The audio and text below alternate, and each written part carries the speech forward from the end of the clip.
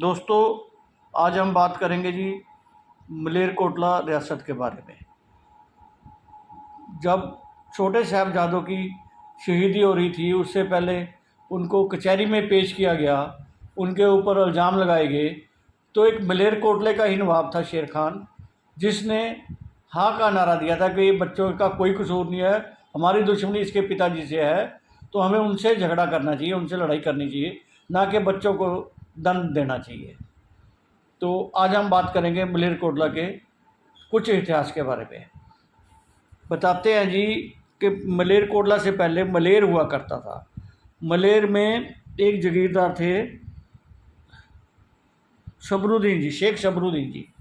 शबरुद्दीन जी ये लोधी वंश के समय में, ये जब राज था लोधी वंश का उस समय के थे। उसके बाद 5 और जगीरदार इनके बाद होते हैं। उसके बाद जो छठा जगीरदार होता है वो होता है जी भाई अजीज़ अली ख़ान। भाई अजीज़ अली ख़ान ये होते हैं, ये 4 मुग़ल काल में होते हैं और 4 मुग़ल साम्राज्य के ये भागीदार बनते हैं। ये अकबर का लास्ट का टाइम देखते हैं, इनकी मुग़ल दरबार में अच्छी पहुंच होती है। उसके बाद जहांगीर का पूरा समय ये देखते हैं, उसके बाद शाहजहां का भी ये पूरा समय देखते हैं, और उसके बाद कुछ समय ये औरंगज़ेब के साथ भी रहते हैं। ये 55 साल तक ये पहले जगीरदार रहते हैं, बाद में इनको नवाब घोषित कर दिया जाता है।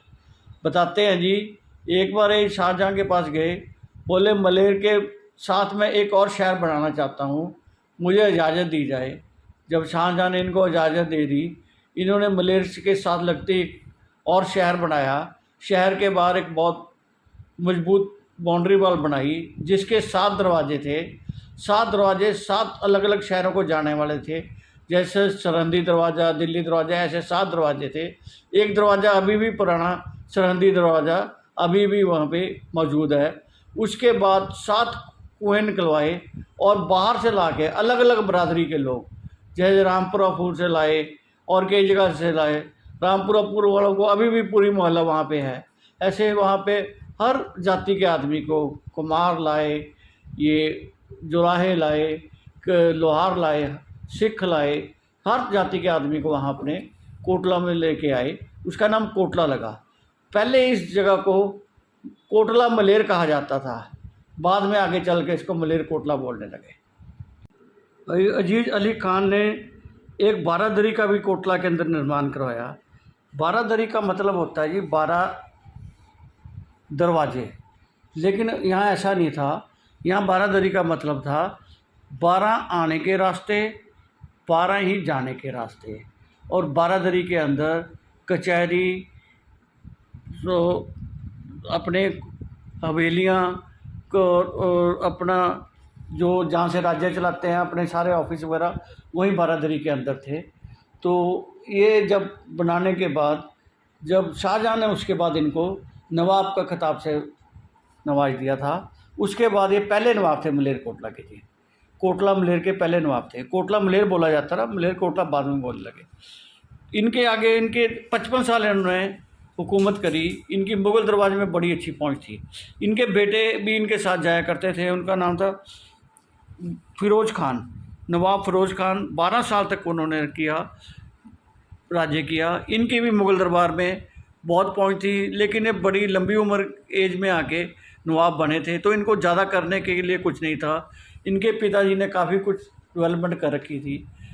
तो इसके बाद इनके बेटे बनते हैं जी मोहम्मद शेर अली ख़ान। शेर अली ख़ान नवाब बनने के बाद ये भी मुग़ल दरबार में इनकी भी काफ़ी अच्छी पहुंच थी। बताते हैं जी, एक बार बदायूं के नवाब ने, रोहेला करके था कोई, उसने बगावत कर दी, तो उसको दबाने के लिए जो सेना गठित की, उसके मुख्य सेनापति शेर अली ख़ान को ही बना के भेजा गया। नवाब शेर अली ख़ान उसको अरेस्ट करके लाए। उसके बाद अपने कोटला मलेर आ गए। इन्होंने वज़ीर खान के साथ भी मिलकर सिखों के विरुद्ध भी, और पहाड़ी राजाओं के साथ मिलकर सिखों के विरुद्ध भी बहुत अभियान चलाए। चमकौर के युद्ध के अंदर भी इनका भाई और भतीजा एक शहीद हो गया था। लेकिन जब कचहरी के अंदर छोटे साहबजादों को लाया जाता है, उसके अंदर पहाड़ी राजा भी बैठे थे, बहुत कुछ लोग बैठे थे, जगह जगह के नवाब बैठे थे। कोई कुछ नहीं बोल रहा था, सारे उसके अगेंस्ट में थे। लेकिन एक यही शेर मोहम्मद खान थे जिन्होंने उठ के बोला भी हमारी दुश्मनी इनके बच्चों के पिता के साथ है, हमको उसका बदला बच्चों से नहीं लेना चाहिए, ये गलत हो रहा है, ये इस्लाम के विरुद्ध हो रहा है। और किसी ने भी इसके बारे में नहीं बोला था। लेकिन जो वज़ीर खान था वो पहले ही सोच के बैठा था कि मैंने इनको दंडित करना है, लेकिन इनके लाख मना करने के बाद भी वो कोई उसके अपना इरादा चेंज नहीं किया है। थोड़ा लेट कर दिया लेकिन चेंज नहीं किया है जी। तो सुच्चानंद ने तो बहुत ज़्यादा वहाँ पे गलत काम किया, उसने तो बहुत ज़्यादा तंग किया, लेकिन इस नवाब साहब ने काफ़ी तरफदारी की थी जी। बताते हैं जी कि जब गुरुजी को छोटे साहबजादों की शहीदी का पता चलता है, उस टाइम वो रायकोट के जंगलों में थे। जब वो उनको खबरिया बताता है कि ऐसे ऐसे छोटे साहबजादों की भी शहीदी हो गई है, तो वो एक तीर के साथ एक अक के पौधे को कुछ कर रहे थे। उन्होंने बोला भी लो भाई अब मुग़लों की जड़ें तो उखड़ गई समझो। उन्होंने एकदम जड़ के समेत तीर से वो पौधे को उखाड़ दिया। फिर उन्होंने पूछा भाई कोई हक में बोलने वाला भी था? तब खबरी ने बोला कि जो मलेरकोटले का नवाब शेर खान थे, हर आदमी गूंगा बना हुआ था, लेकिन वो ही एक अकेला आदमी था जिसने हक सच की बात करी। और बार बार वो बोलता रहा कि हमको इनका बदला बाप से लेना चाहिए, बच्चों से बदला लेने का कोई फ़ायदा नहीं है। जबकि उसकी कई बार लड़ाई गुरु गोविंद सिंह जी से हो चुकी थी। गुरु गोविंद सिंह जी ने उसका नुकसान किया हुआ था, उसने सिखों का नुकसान किया हुआ था। लेकिन उसके बावजूद भी जब शेर खान हक सच की बात करता रहा, तो गुरु जी को सुनने के बाद बोले भाई मलेरकोटले का की जड़ें हमेशा हरी रहेंगी। इतने अंतर्यामी थे।